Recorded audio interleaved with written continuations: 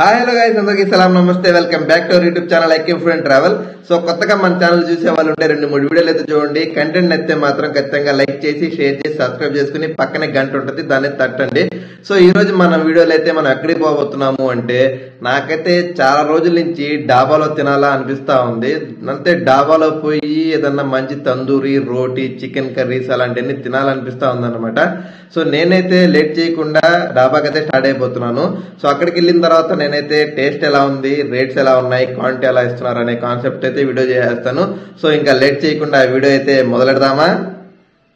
ఈ రోజు అయితే నెల్లూరు హైవే చింతారెడ్డిపాలెం దగ్గర ఉన్న అసలీ నెల్లూరు ఫ్యామిలీ డాబా అండ్ రెస్టారెంట్ అయితే వెళ్ళిపోయాను. ఇంకా లోపలికి వెళ్ళిన తర్వాత అయితే ఫస్ట్ వచ్చేసి తందూరి చికెన్ హాఫ్ అయితే తీసుకున్నా. దీని కాస్ట్ వచ్చేసరికి 270 రూపాయలు అయితే తీసుకున్నారు. అందులోకి వచ్చేసి మనకైతే గ్రీన్ చట్నీ, మైనస్ కూడా ఇచ్చారు. తందూరి చికెన్ తిందామని చెప్పి క్రేవింగ్స్ అయితే బీభత్సంగా ఉన్నాయి, అందుకని చెప్పి ఫస్ట్ అయితే ఇది ఆర్డర్ చేశాను. ఇంకా దాంతో పాటు వచ్చేసి చైనీస్ ఏదైనా స్టార్టర్ తిందామని చెప్పి వింగ్స్ చైనీస్ అయితే ఆర్డర్ చేశాను. దీని కాస్ట్ వచ్చేసరికి 190 రూపాయలు. ఫస్ట్ అయితే తందూరి చికెన్ తో స్టార్ట్ చేశాను. పీస్ అయితే సూపర్ సాఫ్ట్ గా ఉండింది, చూడడానికి అయితే భలే టెండర్నెస్ తో భలే టెంప్టింగ్ అయితే ఉండింది అనమాట. ఇంకా నేనైతే ముక్క అలా తుంచుకుని ఫస్ట్ అయితే దాని మీద నిమ్మకాయ అయితే పిండేసుకున్నాను. ఆ క్రిస్పీ తందూరి చికెన్ మీద నిమ్మకాయ పిండుకొని దాంతో పాటు ఎర్రగడ్డ నంచుకొని తింటే ఉంటది. టేస్ట్ అయితే మాత్రం కతక్కన ఉంటది. ఇక ఫస్ట్ అయితే నేను తందూరి పీస్ అయితే నోట్లో అలా పెట్టుకున్నాను. నాకైతే ఆ ఫుల్ స్మోకీ ఫ్లేవర్ తో టేస్ట్ అయితే మాత్రం చాలా బాగుంది. ఇంకా దాని తర్వాత ఎర్రగడ్డ అలా నంచుకొని తింటుంటే దాని మజానే వేరుంటది. తందూరి చికెన్ తర్వాత నేనైతే వింగ్ చైనీస్ అయితే టేస్ట్ చేశాను అనమాట. ఇదైతే మాత్రం ఫుల్ జ్యూసీగా భలే అనిపించింది. నాకైతే మంచూరియా ఎలా ఉంటుందో అలా అనిపించింది అనమాట. ఇంకా టేస్ట్ విషయానికి వస్తే మాత్రం అలా